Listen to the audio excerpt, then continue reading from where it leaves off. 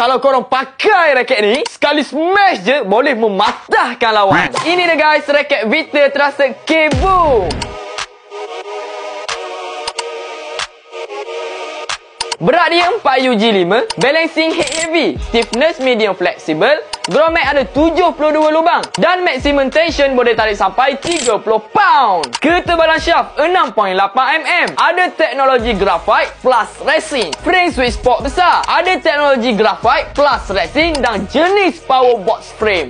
Setelah ditimbang performance swing weight, kita dapat 88 kilo. So, gabungkan semua ni. Raket Trusted K-Boom ni boleh membantu solidkan pukulan. Sekali hambak je, bersepai shuttle. Dan semestinya smash letup. Overall raket ni sesuai untuk backcourt player, aggressive player dan yang suka smash. Keseluruhan design ni memang cantik, mampu milik dan